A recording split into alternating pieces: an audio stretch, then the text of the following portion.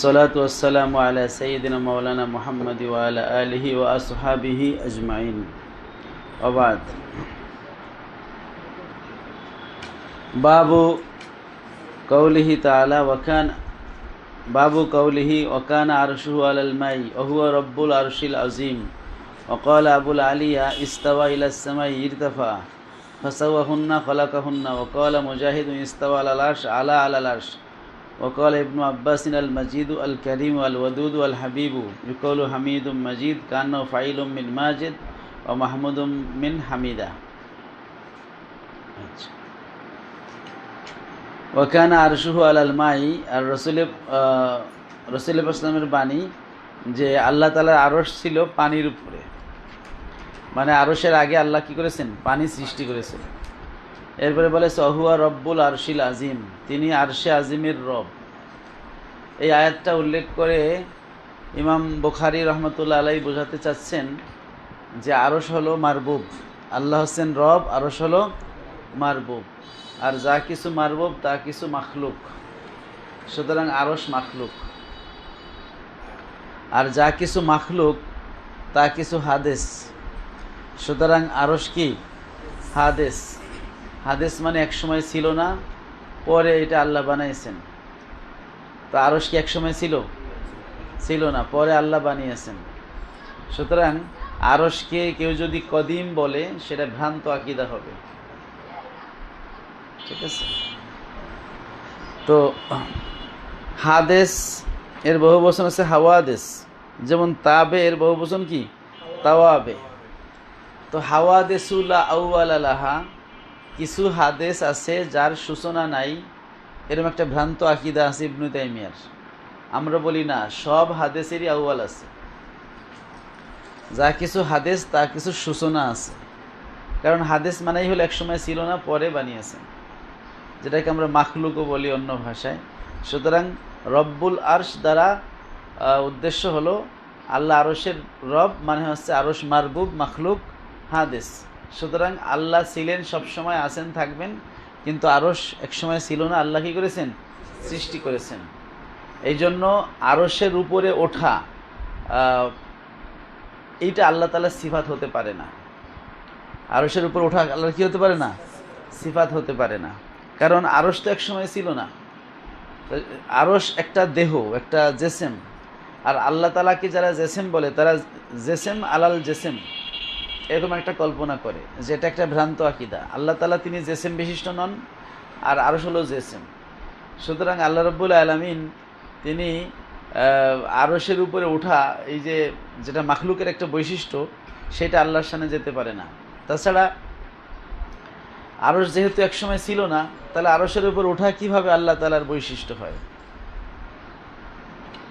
বরং আহলে সুন্নাত ওয়াল জামাত যে অর্থ করেছে, তাবিল করেছে যে আরশের উপরে কর্তৃত্ব গ্রহণ করা, এটা আল্লাহ তাআলার সিফাত হতে পারে। কারণ কর্তৃত্ব সিফাতটা আল্লাহ তাআলার অনাদি সিফাত। হ্যাঁ, এই কর্তৃত্ব সিফাতের প্রকাশ হয়েছে যখন আল্লাহ সৃষ্টি করেছেন, তখন আরশের উপর আল্লাহর কর্তৃত্ব প্রকাশিত হয়েছে। সেজন্যই সুম্মাস্তাওয়া আলাল আরশ, অতঃপর আল্লাহ আরশের উপর ইস্তেওয়া হলেন, মানে আরশের কর্তৃত্ব নিলেন। আচ্ছা, যেমন আল্লাহ রাব্বুল আলামিন রজ্জাক, তো এই রজ্জাক, তার রজ্জাকিয়াত যে সিফাত, এই সিফাতটা তার অনাদি সিফাত।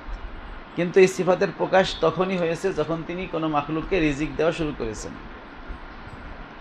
সুতরাং সিফাতের প্রকাশ এটা হাদিস হতে পারে, কিন্তু সিফাতের উজুদটা এটা অনাদি, কদিম।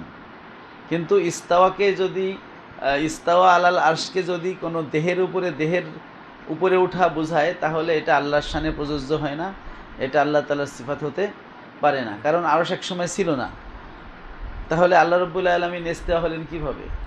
যদি ইস্তেওয়া মানে উঠা হয়, উপরে উঠা হয়। এই জন্য ইস্তেওয়া শব্দের অর্থ উপরে উঠা, এ ধরনের অর্থ করার সুযোগ নেই।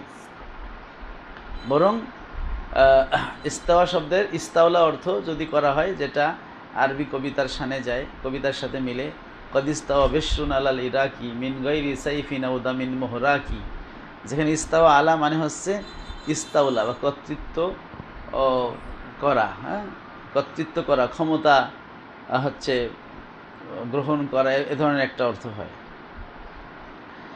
এছাড়া রব্বুল আরশিল আজিম, তিনি হচ্ছেন আরশে আজিমের রব, তাহলে আরশে আজিম হচ্ছে কি মারবুব। আচ্ছা, আবার অন্য আয়াতে আল্লাহ বলছেন আলহামদুলিল্লাহি রব্বিল আলামিন, আল্লাহ হচ্ছেন আলামিন মানে সমস্ত আলমের রব। তো এই আয়াতে বললেন আল্লাহ হচ্ছেন রব্বুল আরশ, আর ওই আয়াতে বলা হয়েছে রব্বুল আলামিন। তাহলে দুই আয়াতকে মিলালে এটা দাঁড়ায় যে আরশ এটা আলামিনের একটা অংশ, মানে আল্লাহর যে জগৎ সমূহ আছে, সৃষ্ট জগৎ, তার মধ্যে আরশ একটা জগৎ। আর অন্য আয়াতে আল্লাহ বলছেন ফাইন্নাল্লাহা গানিয়ুন আনিল আলামিন, আল্লাহ সমগ্র আলাম থেকে অমুখাপেক্ষী। সুতরাং আল্লাহ আরশেরও কি আরশ থেকে অমুখাপেক্ষী। এই জন্য কেউ যদি বলে আল্লাহ আরশে অবস্থান করেন, আল্লাহ আরশে বসেন, এ ধরনের বাতিল আকীদা আল্লাহ তাআলার শানে যায় না। কেননা যে তাহলে আল্লাহ তাআলাকে মুখাপেক্ষী, আরশের প্রতি মুখাপেক্ষী বলা আবশ্যক হয়ে দাঁড়ায়, যেটা কোরআন বিরোধী কথা। ফাইন্নাল্লাহা গানিয়ুন আনিল আলামিন। ওয়াকালা আবুল আলিয়া ইস্তাওয়া ইলাস সামাই ইরতাফা, আবুল আলিয়া রহমতুল্লাহ আলাইহি তিনি কোরআনের একটা আয়াত সুম্মা ইস্তাওয়া ইলাস সামাই ফাসাওয়াহুন্না, এই ইস্তাওয়া ইলাস সামাইয়ের অর্থ করেছেন ইরতাফা। ইরতাফা মানে ঊর্ধ্বে ওঠা। ঊর্ধ্বে ওঠা শব্দটা মানে মর্যাদাগতভাবে, আবার ইস্তাওয়া ইলা মানে কসাদাও হয়। কি হয়? কসাদা অর্থ হয় যে আল্লাহ রাব্বুল আলামিন জমিন সৃষ্টি করলেন, সুম্মা ইস্তাওয়া ইলাস সামাই আয় সুম্মা কসাদা ইলাস সামা, তারপরে তিনি আসমানের দিকে মনোনিবেশ করলেন এবং আসমান সৃষ্টি করলেন। ফাসাওয়াহুন্না আয় খলাকাহুন্না, ফাসাওয়াহুন্না সাবা সামাওয়াত, অতঃপর আকাশকে কি করলেন? সাত আকাশে সৃষ্টি করলেন। সাওয়া মানে খলাকা। ওয়াকালা মুজাহিদুন ইস্তাওয়া আলাল আরশ, মুজাহিদ রহমতুল্লাহ থেকে বর্ণিত আছে যে ইস্তাওয়া আলাল আরশ এর অর্থ হলো আলা আলাল আরশ। ইস্তাওয়া আলাল আরশ অর্থ কি? আলা আলাল আরশ, মানে আরশের উপর তিনি উলু হাসিল করলেন। তো এখানে ইস্তাওয়া শব্দের অর্থ হচ্ছে উলু। হ্যাঁ, আলা, আলা ইয়ালু মানে হচ্ছে ঊর্ধ্বে থাকা। আলা ইয়ালু মানে কি? ঊর্ধ্বে থাকা। তো তিনি আরশের ঊর্ধ্বে, এই ঊর্ধ্বে থাকাটা, এই উলুটা, এটা মাকানান হবে না, এটা মাকানাতান, মর্যাদাগতভাবে। কারণ আল্লাহ রাব্বুল আলামিন তিনি খালেক, মানে সৃষ্টির সাথে থাকা বা সৃষ্টির উপরে থাকা, নিচে থাকা, সৃষ্টির মধ্যে থাকা, এই ধরনের প্রসঙ্গ আল্লাহর শানে আসবেই না। এটা আল্লাহর প্রসঙ্গটাই আলাদা, প্রসঙ্গই কি আলাদা। তিনি আরশের ঊর্ধ্বে। এই ঊর্ধ্বে বলতে, এই ঊর্ধ্বে কথাটা বাংলা বলেন, আরবি বলেন, ভাষায় এটা মর্যাদাগত ঊর্ধ্বেও বোঝায়। এই জন্য ইমাম কুরতুবী রহমতুল্লাহ আয়াতুল কুরসি যে আয়াত আছে ওহুয়াল আলিয়ুল আজিম, তিনি হচ্ছেন এই যে আলী, এই আল্লাহ তাআলা আলী নামের ব্যাখ্যা করেছেন যে আলিয়ুন মাকানাতান, তিনি হচ্ছেন মর্যাদাগত উপরে। এবং ইবনু হাজার আসকানী রহমতুল্লাহ আলাইহি সেটা তিনি ফাতুল বারীতে উল্লেখ করেছেন যে আল্লাহ তাআলার শানে স্থানগত উপরে নিচে কথাটা প্রযোজ্য হয় না, তাতে আল্লাহর জন্য আলী নামটা দেওয়া যাবে না সেটা নয়। স্থানগত উপরে নিচে আল্লাহর শানে প্রযোজ্য হয় না সেটা যেমন ঠিক, কিন্তু আল্লাহ তাআলার জন্য উলু সিফাত এবং তার নাম উলু সিফাত থেকে তার সিফাতি নাম আলিয়ুন, সেটা ঠিক আছে। কারণ আল্লাহ তাআলা আলিয়ুন হচ্ছে মর্যাদাগতভাবে। কীভাবে? মর্যাদাগতভাবে আলী। ওয়াকালা ইবনু আব্বাস আল মাজিদু আল কারিম, ইবনু আব্বাস বলছেন জুল আরশিল মাজিদ, এই মাজিদ শব্দের অর্থ হচ্ছে আল কারিম, সম্মানিত। আবার আছে ওহু আল গফুরুল ওয়াদুদ, এই যে ওয়াদুদ, ওয়াদুদ মানে আল হাবিব, যিনি প্রেমময়। হ্যাঁ, ইউকালু হামিদুম মাজিদ, যেমন দুরূদ শরীফে আছে ইন্নাকা হামিদুম মাজিদ, মানে হচ্ছে আপনি মর্যাদাবান, আপনি প্রশংসিত, আর মাজিদ আপনি সম্মানিত, মর্যাদাবান। কারণ ফাইলুম মিন মাজিদ, এই মাজিদ হচ্ছে মাজেদ থেকে ফাইলুন ওজনে আসছে মাজিদুন। ওয়া মাহমুদুম মিন হামিদা, আর হামিদ শব্দটা মাহমুদ অর্থে আসছে, এরা হামিদা মানে সামিয়া ওজনে হামিদা থেকে আসছে, হামিদা ফেল থেকে আসছে। অবিকলা হাদ্দাসান আবদানু আন আবি হামজাতা আনিল আমাশি আন জামিন জামি ইবনে শাদ্দাদিন আন সফওয়ান ইবনে মুহরিজিন আন ইমরান ইবনে হুসাইনিন রাদিয়াল্লাহু আনহুম ক্বালা ইন্নী ইনদান নবী সাল্লাল্লাহু আলাইহি ওয়াসাল্লাম। ইমরান ইবনে হুসাইন বলেন, আমি নবীজি সাল্লাল্লাহু আলাইহি ওয়াসাল্লামের কাছে ছিলাম। ইজ জাআহু কওমুম মিন বনি তামিম, হঠাৎ নবীজির কাছে বনু তামিমের একদল লোক আসলো। ফাকালা, নবীজি বলেন, ইকবালুল বুশরা ইয়া বনি তামিম, হে বনি তামিম, তোমরা সুসংবাদ গ্রহণ করো। কলু, বনু তামিম বলল, বাশশারতানা ফাআতিনা, সুসংবাদ দিছেন, মানে জান্নাতে সুসংবাদ দিছেন, তাইলে এখন আমাদের মধ্যে কিছু দান সৎকা করেন, দুনিয়াবি টাকা পয়সা দেন। ফাদাখালা নাসুম মিন আহলিল ইয়ামান, তখন ইয়ামান দেশের কিছু লোক প্রবেশ করলো। ফাকালা ইকবালুল বুশরা ইয়া আহলাল ইয়ামান, নবীজি বলেন, হে ইয়ামানবাসী, তোমরা সুসংবাদ গ্রহণ করো, জান্নাতের সুসংবাদ। আবু মুসা আশারি এবং তার সঙ্গী সাথীরা, তারা ইয়ামান দেশের লোক ছিল, তারা ওই সময় নবীজির কাছে গেল। ইসলাম ইয়াকবাল হা বনু তামিম, যেহেতু জান্নাতের সুসংবাদটা বনু তামিম গ্রহণ করছে না, তাহলে তোমরা কি করো, সুসংবাদটা গ্রহণ করো। কওলু কদ কবিল না, বনু ইয়ামানবাসীরা বলল যে আমরা সুসংবাদটা কি করলাম, কবুল করলাম। যে ইনাকা লিনাতাফাক্কাহা ফিদ্দিন, তারা বলল যে আমরা আপনার কাছে এসেছি দিনের ব্যাপারে বুঝ অর্জন করার জন্য, ফিক অর্জন করার জন্য। ওয়ালিনাস আলাকা আন আউয়ালি হাজাল আমরি, এবং এই পৃথিবীর সূচনা কিভাবে হয়েছে সেই আউয়াল বিষয় সম্পর্কে প্রশ্ন করার জন্য এসেছি।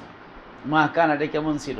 কলা, তখন নবীজি সাল্লাল্লাহু আলাইহি ওয়াসাল্লাম বললেন, কান আল্লাহু ওয়ালাম ইয়াকুন শাইউন ক্বাবলাহু, আল্লাহ তাআলা ছিলেন আর তার পূর্বে কিছুই ছিল না। আল্লাহ তাআলা ছিলেন আর তার পূর্বে কি কিছুই ছিল না। মুসলিম শরীফে একটা হাদিস আছে, নবীজি সাল্লাল্লাহু আলাইহি ওয়াসাল্লাম শেষ রাতে উঠে ওই দোয়াটা বলতেন। সেই দোয়ার মধ্যে একটা বাক্য আছে, আল্লাহুম্মা আনতাল আউয়াল লাইসা ক্বাবলাকা শাই, আল্লাহ আপনি হচ্ছেন আউয়াল, আপনার পূর্বে কিছুই নাই, মানে আপনি সবসময় ছিলেন, সবসময় আছেন, সবসময় থাকবেন, তাহলে আপনার পূর্বে আর কিছুই নেই। কারণ তাইলে তো আল্লাহর সর্বদা থাকা জিনিসটা হয় না, তিনি তো অনাদি। তো কোরআন শরীফের যে আউয়াল আয়াত আছে, হুয়াল আউয়ালু ওয়াল আখিরু ওয়াজ যাহিরু ওয়াল বাতিন, সেই আয়াতের একটা ব্যাখ্যাই আমরা ধরতে পারি মুসলিম শরীফের এই হাদিসটিকে। সেখানে বলা আছে, আল্লাহুম্মা আনতাল আউয়াল লাইসা ক্বাবলাকা শাই, আল্লাহুম্মা আনতাল আখির লাইসা বাদাকা শাই, আল্লাহুম্মা আনতাজ যাহির লাইসা ফাওকাকা শাই, আল্লাহুম্মা আনতাল বাতিন লাইসা দুনাকা শাই। তো ওখানে একটা আছে আল্লাহুম্মা আনতাল আউয়াল লাইসা ক্বাবলাকা শাই, আর এখানে বলা হচ্ছে যে কান আল্লাহু, আল্লাহ তাআলা ছিলেন, ওয়ালাম ইয়াকুন শাইউন ক্বাবলাহু, তার আগে কিছু ছিল না। সহিহ বুখারীর অন্য রিওয়ায়াতে আছে এবং বাইহাকি শরীফেও আছে যে এখানে নবীজি বলেছিলেন, আল্লাহ কান আল্লাহু ওয়ালাম ইয়াকুন শাইউন গৈরুহু, ক্বাবলাহুর পরিবর্তে কি আছে অন্য রিওয়ায়াতে, গৈরুহু, যে আল্লাহ তাআলা ছিলেন, ওয়ালাম ইয়াকুন শাইউন, আর গৈরুহু, তিনি ব্যতীত কিছুই ছিল না। শুধু আল্লাহ ছিলেন আর তিনি ব্যতীত কি কিছুই ছিল না। তাইলে যদি তিনি ব্যতীত কিছু না থাকে, তাহলে কি আরশকে কদিম অনাদি বলা যায়? কারণ আরশকে অনাদি বলে তো তিনি ব্যতীত আরেকটা কিছু থাকে। এই জন্য শুধুমাত্র আল্লাহ তাআলাই একা অনাদি, আর কেউ কি না।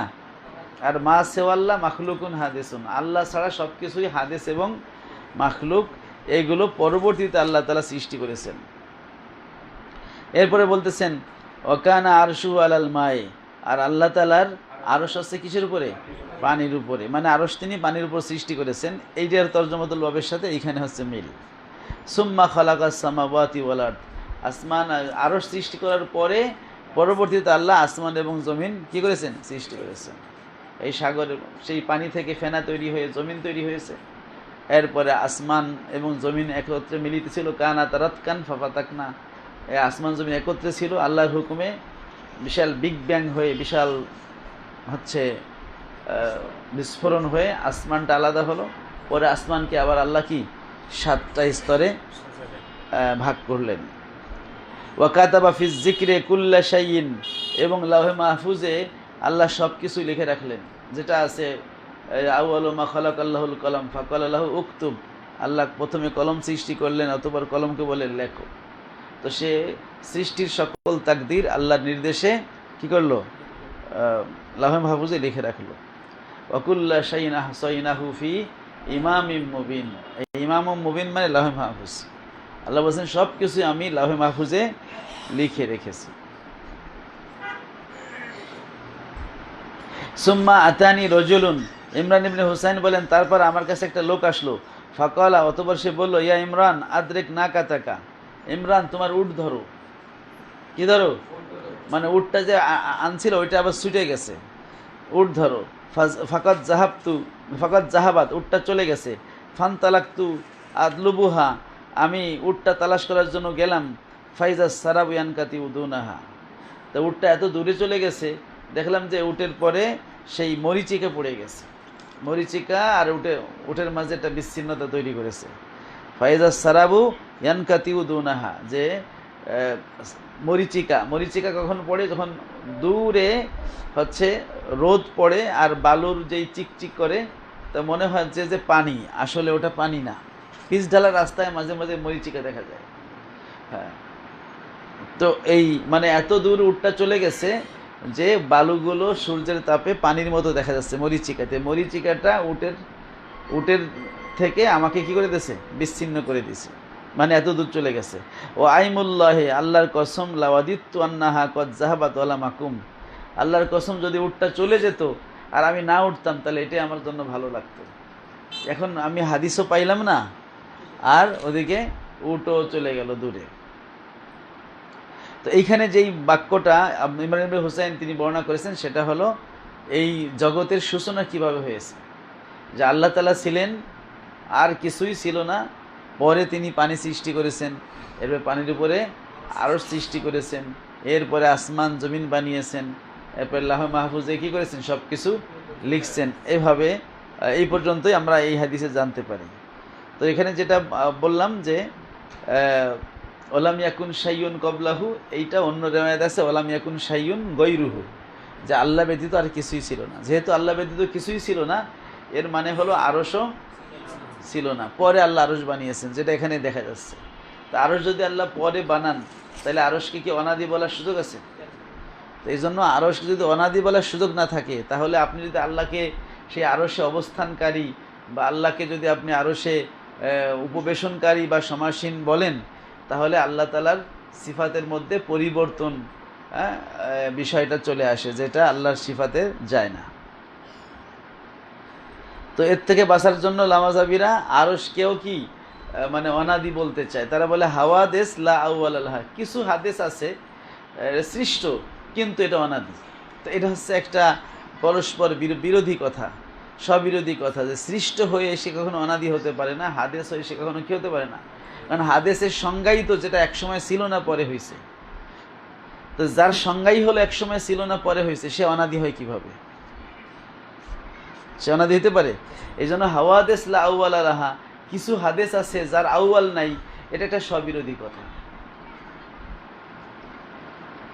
আচ্ছা, أبي قال حدثنا علي بن عبد الله قال حدثنا عبد الرزاق قال أخبرنا معمر عن همام قال حدثنا أبو هريرة عن النبي صلى الله عليه وسلم قال إن يمين الله ملأ, নিশ্চয়ই আল্লাহর ইয়ামিন এটা হচ্ছে বোঝাই করা, মানে আল্লাহর মালিকানা বোঝাই, আল্লাহর ভান্ডার কি বোঝাই। ইয়ামিন শব্দের আক্ষরিক অর্থ হলো ডান হাত। ইয়ামিন অর্থ কি? ডান হাত। আর ডান এবং বামের মধ্যে বামটা তো একটু খারাপ, এই জন্য আল্লাহর শানে বাম কথাটা যায় না, এই জন্য ইয়ামিন ব্যবহার করা হয়, যে আল্লাহর হাত বোঝাই। ঠিক আছে? তা আল্লাহর হাত বলতে এখানে মালিকানা বা ভান্ডার বোঝানোর উদ্দেশ্য। আমার হাতে টাকা নাই মানে হচ্ছে আমার মালিকানায় কি নাই? টাকা নাই। তদ্রূপ এখানে আল্লাহর হাত বোঝাই, তার উদ্দেশ্য হচ্ছে আল্লাহর খাজানা বোঝাই। আল্লাহর খাজানা কি বোঝাই। লা ইয়াগিদুহা নাফকাতুন সাহা আল লাইলি সাহাউন আল লাইলা ওয়ান নাহার, দিন এবং রাতের অনবরত খরচ এটাকে কমাতে পারে না। লা ইয়াগিদুহা মানে আল্লাহর ভান্ডার কি করতে পারে না? কমাতে পারে না। নাফকাতুন সাহাউন মানে অনবরত খরচ, আর লাইলা ওয়ান নাহার রাত দিনে অনবরত খরচ আল্লাহ তাআলার এই ভান্ডারকে কমাতে পারে না, মানে আল্লাহর ভান্ডার বোঝাই।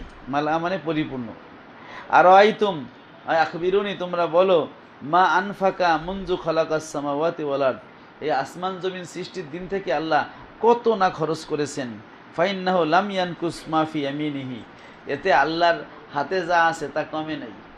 এই আল্লাহর হাতে যা আছে মানে আল্লাহর মালিকানায় বা খাজানায় যা আছে এটা কমে নাই। তো যারা ও আরশু আলাল মায়ে, আর আল্লাহর আরশ হলো পানির উপরে, ওয়াবিয়াদিল উখরা আল ফাইজু আবিল কবজু ইয়ারফা ওয়াকফিদু, আর আল্লাহর অপর হাতে হলো ফায়েজ প্রবাহ বা কবজ বা সংকোচন, ইয়ারফা ওয়াকফিদু, তিনি হচ্ছেন উঁচু করেন এবং তিনি হচ্ছেন নিচু করেন। আচ্ছা, এখন এখানে যে ইয়াদের কথাগুলো আসলো আমরা এর ব্যাখ্যায় বলে দিয়েছি যে আল্লাহর হাত, এই কথাটা বিভিন্ন অর্থে ব্যবহার হয় বিভিন্ন জায়গায়। শুধু আল্লাহর হাত না, যে কোনো হাত শব্দটাই, যে কোনো কি হাত শব্দটাই, এগুলো হচ্ছে ভাষার মাধুর্য। হ্যাঁ, বাগধারা বাগবিতিতে যেমন থাকে তদ্রূপ এভাবে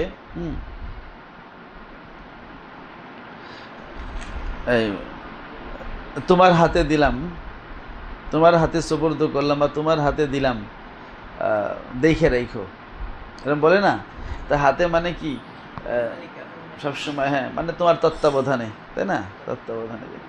তাহলে একই হাত সবসময় অঙ্গ প্রত্যঙ্গ অর্থে বোঝায় না। এই জন্য আমরা বলছি যে আল্লাহ তাআলার শানে অঙ্গ প্রত্যঙ্গ কথাটা যায় না, কিন্তু হাত শব্দটা অঙ্গ অর্থে ব্যবহার হয়, অন্য অর্থে ব্যবহার হয়। আল্লাহর শানে যখন ব্যবহার হবে, যেহেতু তিনি অঙ্গ প্রত্যঙ্গের ঊর্ধ্বে, এ কারণে অন্য যে অর্থগুলো আছে সেগুলো নিতে হবে, ঠিক আছে?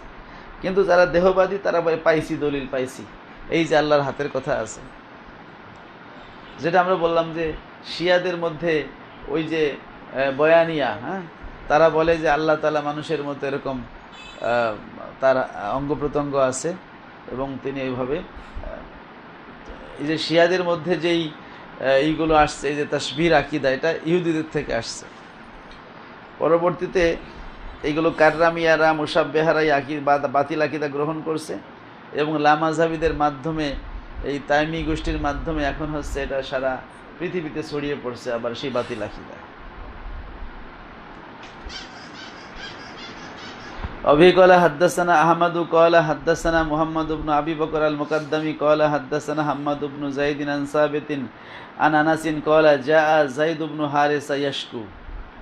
আনাস ইবনে মালিক রাদিয়াল্লাহু বলেন, যায়েদ ইবনে হারিসা সে অভিযোগ নিয়ে আসলো। ফাজালান নবী সাল্লাল্লাহু আলাইহি ওয়াসাল্লাম ইয়াকুলু ইত্তাকিল্লাহ, কিন্তু নবীজি তাকে বলতে লাগলেন আল্লাহকে ভয় করো, ও আমসিক আলাইকা জাওজাকা, তোমার স্ত্রীকে তুমি রেখে দাও। মানে জয়নাব কি বলে, এই জয়নাব বিনতে জাহাস যে নবীজির স্ত্রী, কিন্তু এর প্রথম বিয়ে ছিল, নবীজির ফুফাতো বোন হন এই জয়নাব বিনতে জাহাস, এর বিয়ে হয়েছিল যায়েদ বিন হারেসা, নবীজির আজাদকৃত গোলামের সাথে। প্রথম থেকেই হচ্ছে জাহাসের পরিবার রাজি ছিল না, জয়নাব বিনতে জাহাসের পরিবার। তো নবীজি বলার কারণে পরে তারা কি হলো, রাজি হলো, বিয়ে হলো, কিন্তু যে কোনো কারণে বনিবানা হয় না, এটা স্বামী স্ত্রীর বিষয়, বনিবানা হয় না। তো এই জন্য যায়েদ বিন হারেসা নবীজির কাছে অভিযোগ নিয়ে আসলো যে এর সাথে হুজুর আমার বনবে না, একে আমি তালাক দিয়ে দিবে, ছেড়ে দিই। এখন একজন পরামর্শদাতা, সে কখনো তো বলতে পারে না ঠিক আছে ছেড়ে দাও, সে কি বলতে পারে? সে কখনো বলতে পারে না। তিনি বলতে পারেন যে না, তোমরা মিলেমিশে থাকো, সবর করো, ঠিক হয়ে যাবে। তো এটাই হলো পরামর্শদাতার কাজ। তো সেইভাবে নবীজি সাল্লাল্লাহু আলাইহি ওয়াসাল্লাম তাকে পরামর্শ দিলেন যে ইত্তাকিল্লাহ, আল্লাহকে ভয় করো এবং তুমি তোমার স্ত্রীকে রাখো। কিন্তু নবীজি মনে মনে চিন্তা করলেন, যদি যায়েদ পরামর্শ গ্রহণ না করে বা বনিবনা শেষ পর্যন্ত না হয় এবং তালাক দিয়ে দেয়, তাহলে এই মেয়েটার তো একটা খুঁত হয়ে গেল না।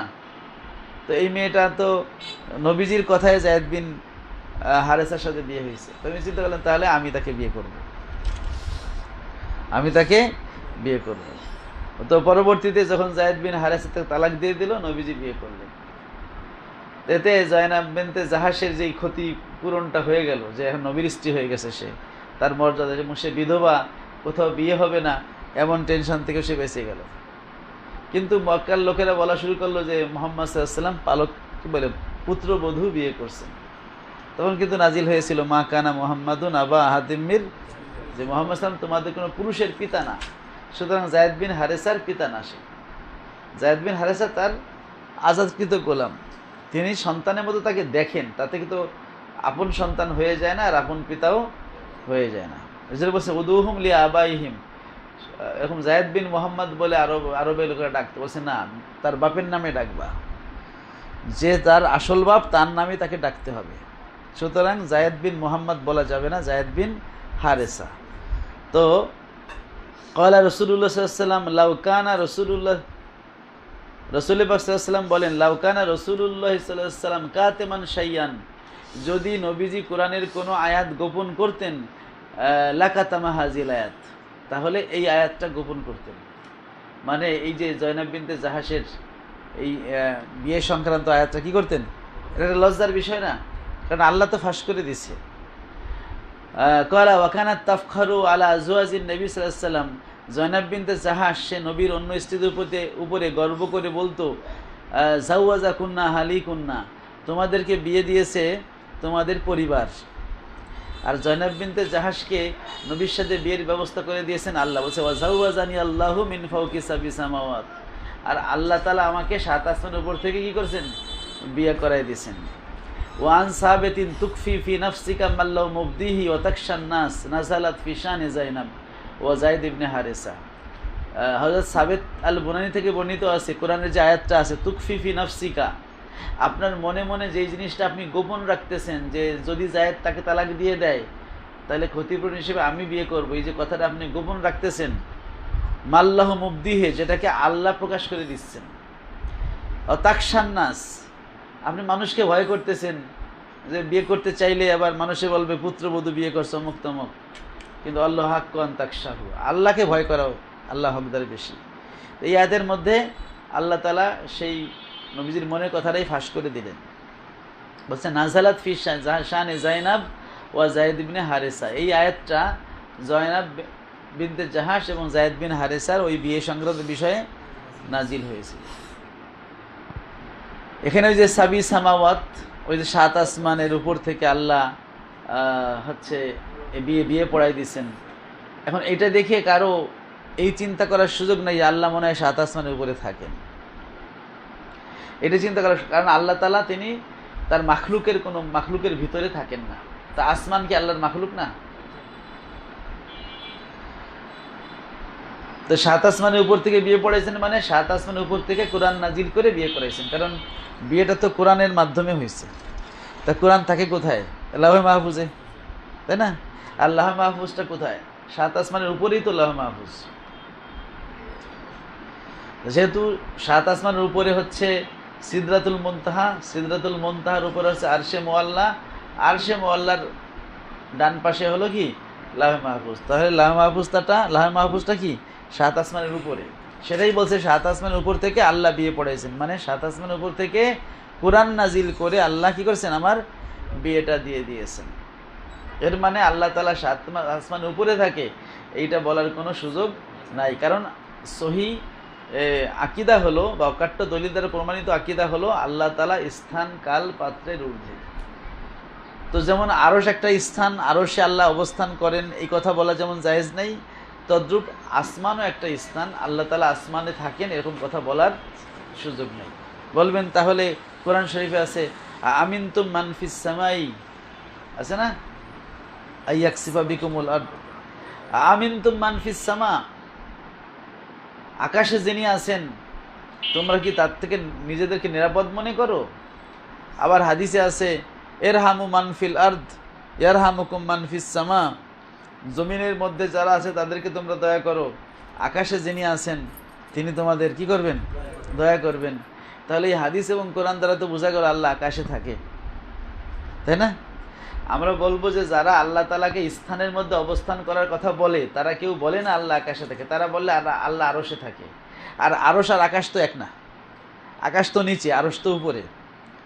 তাহলে এই আয়াত তাদের দলিল হতে পারে না, এটা আরেক পক্ষের দলিল হইতে পারে। সুতরাং যারা আল্লাহকে আরশে থাকে বলে তারাই আল্লাহ আকাশে থাকে, এই আয়াতে তারা দলিল দেওয়ার হক রাখে না, ঠিক আছে? বরং যে হাদিসে আছে আল্লাহ রাব্বুল আলামিন শেষ রাত্রে দুনিয়ার আসমানে নজুল ফরমান, সেই হাদিস দ্বারা তো ওই যারা বলে আল্লাহ আরশে থাকে তাদের সব ভেস্তে যায়। কারণ তো শেষরাত তো পৃথিবীতে সবসময়ই হয়, তাহলে আল্লাহ তো সবসময় দুনিয়ার আসমানে থাকার কথা, তাহলে আরশে থাকেন কোন সময়? সুতরাং আল্লাহ তাআলা আরশে অবস্থান করেন, এই আকীদা তাদের ওই দলিল দ্বারাই ভণ্ডুল হয়ে যায়। ঠিক আছে, স্থান দ্বারা আরেক স্থানে আমরা বলি যে না, আল্লাহ তাআলা দুনিয়ার আসমানে অবতরণ করেন, এর দ্বারা উদ্দেশ্য হলো আল্লাহর হুকুম দুনিয়ার আসমানে আসে, একজন ফেরেশতা আল্লাহর হুকুমটা নিয়ে আসে এবং আল্লাহর পক্ষ থেকে ঘোষণা করে, এটাই কারণ তিনি স্থানকাল পাত্রের ঊর্ধ্বে। আল্লাহর নজুল মাখলুকের নজুলের মতো হতে পারে না, যদি নজুলকে নজুল অর্থেই রাখেন, কারণ মাখলুকের নজুল আছে উপর থেকে নিচে আসা, স্থানান্তর হওয়া। আল্লাহ তো স্থানেই থাকেন না, তাহলে স্থানান্তর প্রশ্ন আসবে কোত্থেকে? যিনি স্থানে অবস্থান করেন তার ক্ষেত্রে স্থানান্তর, এক জায়গা থেকে অন্য জায়গার প্রশ্ন আসে, তিনি তো স্থানের ঊর্ধ্বে। খালেক কখনো তার মাখলুকের মধ্যে প্রবেশ করে না, যেটা আমরা বলছি লামাযহাবীদের যে খালেক মাখলুকের মধ্যে প্রবেশ করাকে তো আপনারাই দোষণীয় মনে করেন। আপনারাই তো বলেন মনসুর আল্লাহদের মধ্যে আল্লাহ ঢুকছে, এটা হুলুল আকিদা। আপনারাই তো বলেন যে বটগাছের মধ্যে আল্লাহ ঢুকছে, হিন্দুদের এটা বাতিল আকিদা। আপনারাই তো বলেন ঈসা আলাইহিস সালামের মধ্যে আল্লাহ প্রবেশ করছে, এটা খ্রিস্টানদের বাতিল আকিদা, হুলুলের আকিদা। তাহলে স্থানের মধ্যে আল্লাহ তাআলা প্রবেশ করে কিভাবে? তিনি তো স্থানের সৃষ্টিকর্তা, যখন স্থান ছিল না তখনও তিনি ছিলেন, তিনি অক্ষয় অব্যয়, তার সিফাতের কোনো পরিবর্ধন নাই। সুতরাং তিনি স্থানের ঊর্ধ্বে।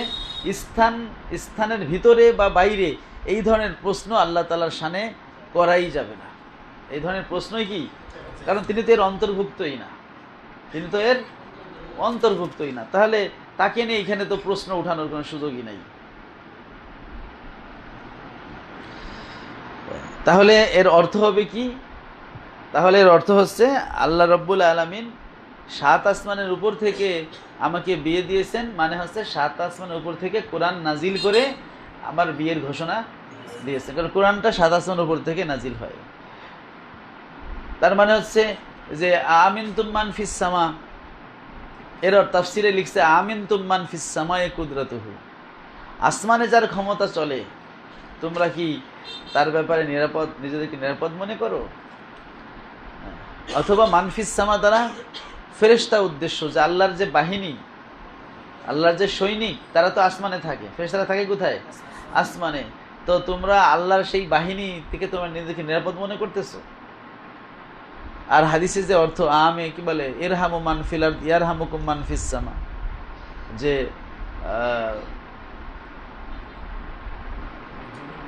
তোমরা জমিনে যারা আছে তাদেরকে তোমরা দয়া করো, তাহলে আকাশে যিনি আছেন তিনি তোমাদের দয়া করবেন। এখানে মানটা তো ওয়াহেদ হতে পারে, জমা হতে পারে মানান, তাহলে আকাশে যারা আছেন, আকাশে মানে ফেরেশতারা, তাহলে ফেরেশতারা তোমাদের প্রতি দয়া করবে। ফেরেশতারা আমাদের প্রতি কিভাবে দয়া করে? আমরা যদি মাখলুক হয়ে আরেক মাখলুককে দয়া করতে পারি, উপকার করতে পারি, তো ফেরেশতারাও আল্লাহর হুকুমে আমাদের কি করতে পারে? দয়া কর, কারণ ফেরেশতারা আমাদের জন্য আল্লাহর কাছে ইস্তেগফার করে, যে কোরআন শরীফ আছে ইস্তাগফিরুনা লিল্লাযিনা আমানু। অথবা মানফিস সামায়ে মানে মানফিস সামায়ে কুদরাতুহু, যে আকাশে যার ক্ষমতা চলে, আকাশে যার ক্ষমতা চলে তিনি তোমাদের কি করবেন? মানে দয়া করবেন। এখন প্রশ্ন হচ্ছে যে আল্লাহর ক্ষমতা তো সব জায়গায় চলে, তো আকাশে আল্লাহর ক্ষমতা চলে, মানফিস সামায়ে কুদরাতুহু বলার কারণ কি? তার উত্তর হলো যে দুনিয়াতে তো মাজাজান অন্যের ক্ষমতাও চলে, রূপক হবে কি অমুকের ক্ষমতা তো অমুকের ক্ষমতা চলে, কিন্তু আকাশে কারো ক্ষমতা ওটা স্পেশাল আল্লাহর জন্যই, তো এই জন্য ওই স্পেশালটা দিয়ে বোঝানো হয়েছে। যদিও আল্লাহর ক্ষমতা সব জায়গায় চলে, কিন্তু দুনিয়াতে রূপকভাবে কি অন্যরা ক্ষমতা চালায় কি চালায় না? এটা তো আল্লাহই সুযোগ দিচ্ছেন, রাজা বাদশাহ দিচ্ছেন, তারা তাদের ক্ষমতা দুনিয়াতে প্রয়োগ করতে পারে, কিন্তু আকাশে কেউ প্রয়োগ করতে, ওখানে আল্লাহর একচ্ছত্র, এই জন্য আসমানকে খাস করা হয়েছে। নাইলে বলা হতো যে মানফিস সামায়ে ওয়াল আরদে কুদরাতুহু, আসমান জমিনে যার ক্ষমতা চলে, কিন্তু জমিনটা বলা হয় নাই কেন? জমিনে তো অন্য ক্ষমতাওয়ালারাও আছে। এই জন্য যেদিন আসমান জমিন ধ্বংস হয়ে যাবে, তো সেদিন আল্লাহ তাআলা বলবেন যে আইনাল কি বলে, লিমানিল মুলকুল ইয়াউম লিল্লাহিল ওয়াহিদিল, অন্য হাদিসে আছে আইনা মুলুকুল আরদ, জমিনের রাজা বাদশারা কই, এর ক্ষমতা কই, সবই তো ধ্বংস শেষ। কিন্তু আল্লাহর ক্ষমতা কখনো কি হবে না? শেষ হবে। মোট কথা হলো যাদের আকীদার মধ্যেই হলো দেহবাদী আকীদা, তারা এরকম একটা অক্ষরে দেখলেই তারা মাথা খারাপ হয়ে যায়, তখনই আল্লাহ যেন দেহ সাব্যস্ত করার জন্য চেষ্টা করে। আর এক্ষেত্রে সহজে বোঝার নিয়ম হলো যে আপনি আকিদার ইতিহাসগুলো পড়বেন, এই যুগে যুগে দেহবাদী আকিদা কারা পোষণ করত। তো আমরা যদি দেখি আকিদার ইতিহাস, যে এই দেহবাদী আকিদা ইহুদিরা পোষণ করত, পরবর্তীতে শিয়া গুলাদ যারা, তারা হচ্ছে এই আকিদাগুলো পোষণ করত। শিয়াদের মধ্যে যারা বাড়াবাড়ি করে, অতিরঞ্জিত করে, গোলাদ। তো শিয়াদেরকে তো লামাজাবিরাও ভ্রষ্ট বলে, তাহলে শিয়াদের আকিদা তারা কেন গ্রহণ করছে?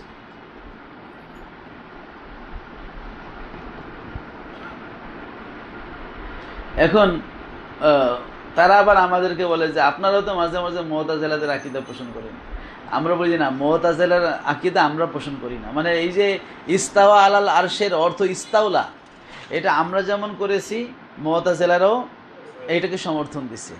এখন যদি একটা পয়েন্ট সঠিক হয়, একটা দল ভ্রষ্ট মানে তার সব কথা ভ্রষ্ট হওয়া জরুরি না, তাই না? তো তাদের একটা পদ্ধতি ভ্রষ্ট হতে পারে। যেমন শিয়ারা তো আল্লাহ তাআলাকে এক বলেই মনে করে, তাই না? মুতাজিলা তারাও তো বলে আল্লাহ এক, তার কোনো শরিক নেই, তাই না? তাহলে আমরাও বলি, তাতে কি এটা আমাদের শিয়াদের আকীদা পোষণ হলো? আমরা আমাদের মতোই বলছি, শিয়ারা আমাদের সাথে মুওয়াফাকাত করছে, তো এতে আমরা শিয়া আকীদা গ্রহণ করি নাই। আমরা দেখেছি যে ইস্তাওয়ার শব্দের অর্থ ইস্তাওলা করলে সেটা মানে এই ব্যাখ্যাটা সুন্দর হয়, এই জন্য এই ব্যাখ্যাটা আমরা গ্রহণ করেছি। মুতাজিলারা যদি আমাদের এই ব্যাখ্যার সাথে মুওয়াফাকাত করে সমর্থন জানায়, এতে আমরা মুতাজিলাদের থেকে নিছি এমন কোনো প্রশ্ন আনা ঠিক না।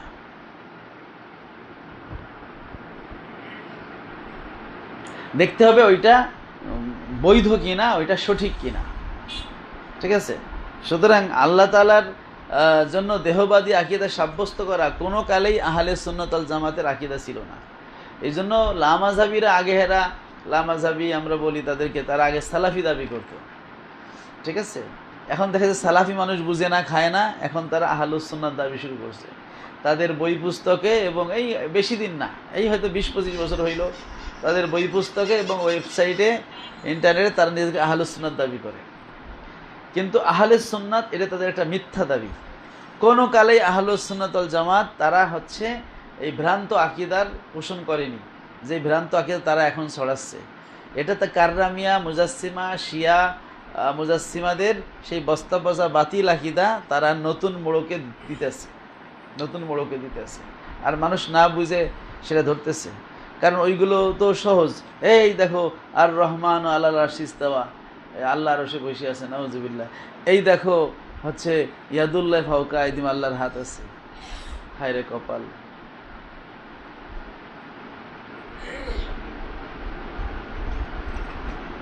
أبي قال حدثنا خلد بن يحيى قال حدثنا عيسى بن طهمان قال سمعت أنس بن مالك يقول نزلت آية الحجاب في زينب بنت جحش।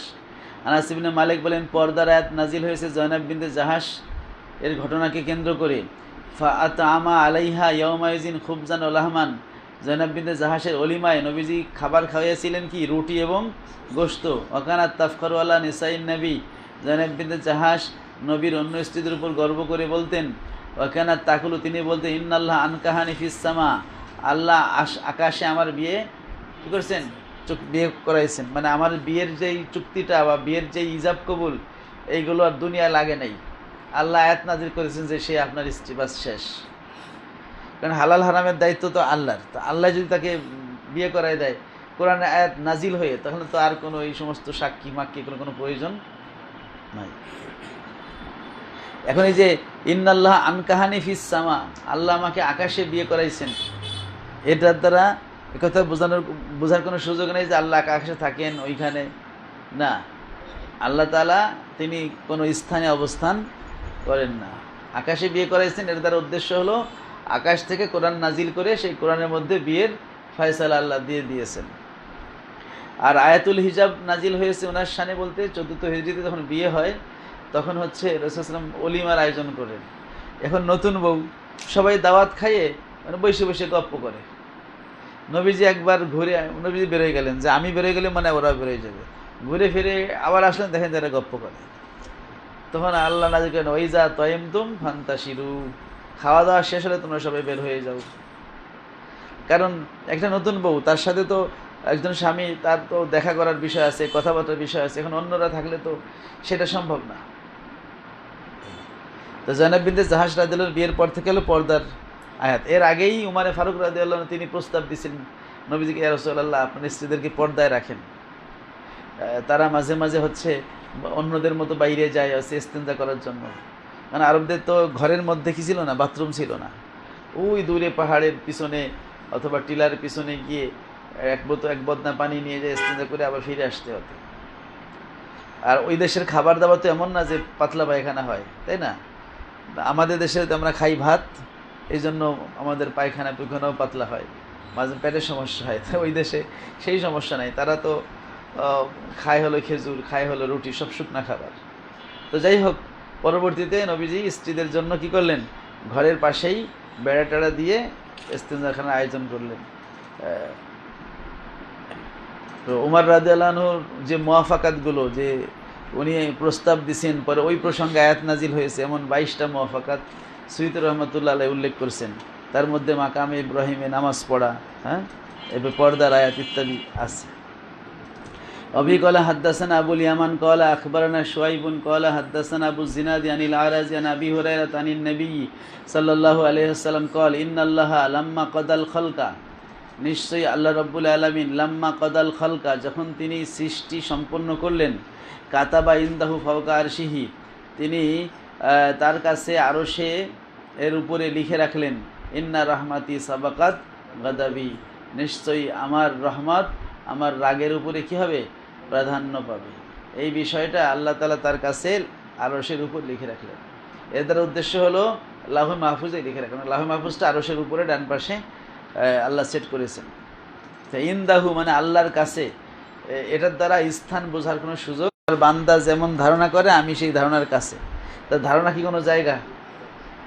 এই জন্য ইন্দা থাকলেই যে জায়গা বুঝতে হবে, নিকটে বুঝতে হবে এমনটা, ধারণার নিকটে, ধারণা থাকে কোথায় আর নিকট কোথায়।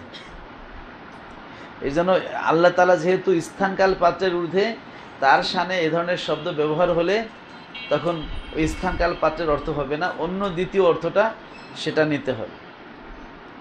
এটাই হলো উসুল, এটাই হলো মূলনীতি। আচ্ছা, এবং এখান থেকে আরেকটা বিষয়েও প্রমাণ হয়, ইন্না রহমাতি সাবাকাত গাজাবি, যে রহমত এবং গাদাব এটা আল্লাহ তাআলার দুইটা সিফাত। আল্লাহ তাআলা দুইটা কি, যেটা ইমামে আজম আবু হানিফা বলছে, আল্লাহু ইয়াগদাবু ওয়া ইয়ারদা লা কা আহাদিন মিনাল ওয়ারা, আল্লাহ রাগ হন, খুশি হন, রাগ হন কিন্তু মাখলুকের মতো না।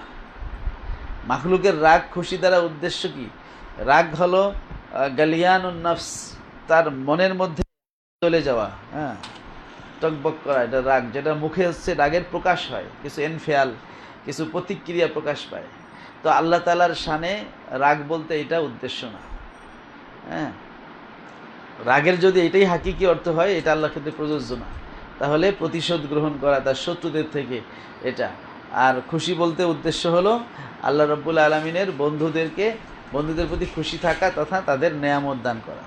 যারা আল্লাহর ওলি, আল্লাহর অনুগত বান্দা, তাদের নেয়ামত দেওয়া, এটাই হলো আল্লাহর খুশি, রেজামন্দি, যেটা আমরা বলি রিদওয়ানুম মিনাল্লাহি আকবার। কোরআনে আল্লাহ বলছেন যে আল্লাহর পক্ষ থেকে সন্তুষ্টি হলো সবচেয়ে বড়। তো আল্লাহ তাআলার এই যে রাগ, গোসা, রহমত, এই সিফাতগুলো আল্লাহ তাআলার আছে, কিন্তু এই সিফাতগুলো কখনোই মাখলুকের সিফাতের সাদৃশ নয়। এর হাকিকাত কি আল্লাহ তাআলাই ভালো জানেন। আবি ক্বালা হাদ্দাসানা ইব্রাহিম ইবনুল মুনজিরি ক্বালা হাদ্দাসানা মুহাম্মদ ইবনু ফুলাইহিন ক্বালা হাদ্দাসানি আবি আন হিলালিন আন আতা ইবনে ইয়াসারিন আন আবি হুরায়রা রাদিয়াল্লাহু আনহু আনহুম আনিন নবী সাল্লাল্লাহু আলাইহি ওয়াসাল্লাম قال মান আমানা বিল্লাহি, যে ব্যক্তি বিশ্বাস করবে আল্লাহর প্রতি, ও রসুলের প্রতি, ও আকামাস সালাতা, সালাত কায়েম করবে, অসমা রমাদানা, রমজানের রোজা রাখবে, ফাইন্না হাক্কান আলাল্লাহ, তারা আল্লাহ তাআলার হক হয়ে যায়, আইয়ুদখিলাহুল জান্নাহ, তাকে কোথায় প্রবেশ করাবেন, জান্নাতে প্রবেশ করবেন, এটা আল্লাহর হক হয়ে যায়। এই হকটা হলো ওয়াদা। হকটা কি, মানে আল্লাহর উপরে কোনো কিছু আবশ্যক নাই, কিন্তু আল্লাহ তাআলা যখন নিজে কোনো কিছু ওয়াদা করেন তখন সেটা ভঙ্গ করেন না। তো ওয়াদান এটা আল্লাহর উপরে হক, কিন্তু কেউ হক চাপায় দেয় নাই। কারণ কোনো বান্দাকে জান্নাত দেওয়া আল্লাহর জন্য কি নয়, ওয়াজিব নয়। আল্লাহর বান্দা আল্লাহ যেখানে রাখে, দোজকে রাখুক বেহেশতে রাখুক, এটা আল্লাহর বিষয়। হ্যাঁ, দোজকে রাখলে এটা আল্লাহর ন্যায় বিচার, কারণ তার অপরাধ যদি হচ্ছে যোগ বিয়োগ করে তার ফাম্মামান খফাত মাওয়াজিনহু, তার মিজানে পাল্লা হালকা হইলে ফাউম্মুহু হাওয়া, এটাই আল্লাহর ন্যায় বিচার। কিন্তু তারপরেও যার মিজানে পাল্লা হালকা হয়েছে, এরপরও তার গুনাহ মাফ কইরে তারপরে তাকে যদি জান্নাত আল্লাহ দেন, এটা আল্লাহর দয়া, তাই না? এই জন্য বলা হয় আসসাওয়াবু ফাদলুন আল ইকাবু আদলুন, একাব শাস্তি দিলে সেটা হলো আদালত, আর যদি আল্লাহ তাআলা করুণা করেন সেটা হলো আল্লাহর দয়া। সুতরাং আল্লাহ রাব্বুল আলামিন এর উপরে বান্দাকে জান্নাত দেওয়া হক হয়ে যায়, এটা হচ্ছে এহসানান, এটা হলো ওয়াদান, আল্লাহ যে ওয়াদা করেছেন সেই ভিত্তিতে। এই জন্য লা ইয়াজিবু আলাল্লাহি শাই, আল্লাহর উপর কোনো কিছু কি নয়, কারণ আল্লাহ বলছেন কি বলে, লা ইউসআলু আম্মা ইয়াফআলু ওয়া হুম ইউসআলুন, আল্লাহ যা করেন এই নিয়ে প্রশ্ন করা যাবে না, বরং তারাই প্রশ্ন জিজ্ঞাসিত হবে। তো যদি আল্লাহর উপরে কোনো কিছু ওয়াজিব হয়, তা আল্লাহ না করলে তো প্রশ্ন করার সুযোগ থেকে যায়। তো এই আয়াত বোঝায় যে না, আল্লাহর উপরে কোনো কিছু কি নয়, ওয়াজিব নয়। এই জন্য মুতাজিলারা এরা বলে যে আল আসলাহ লিল ইবাদ ইয়াজিবু আলাল্লাহ, মুতাজিলাদের দাবি হলো বান্দার কল্যাণ করা আল্লাহর জন্য ওয়াজিব, আর আহলে সুন্নাত ওয়াল জামাতের দাবি হলো আল্লাহর উপর কোনো কিছু কি নাই, ওয়াজিব নয়।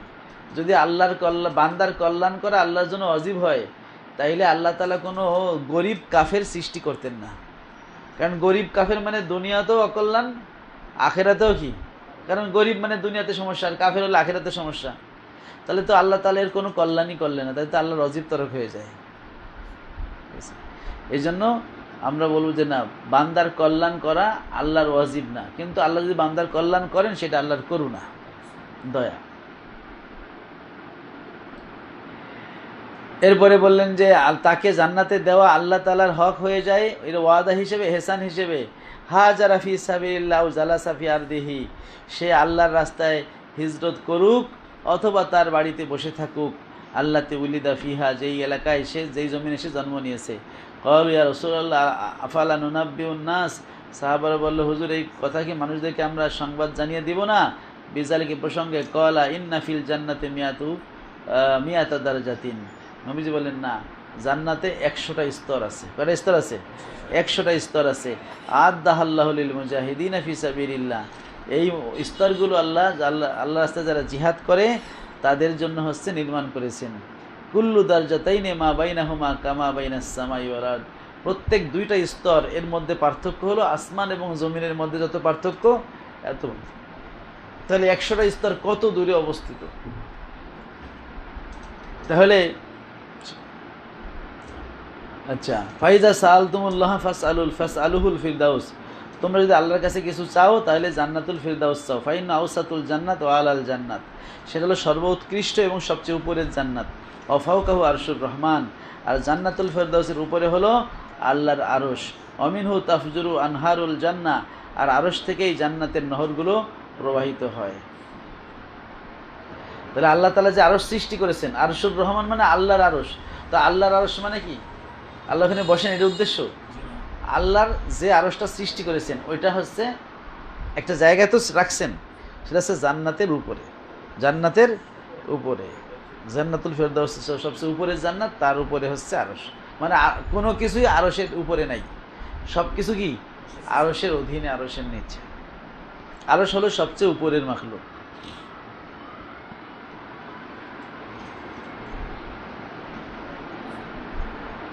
আচ্ছা,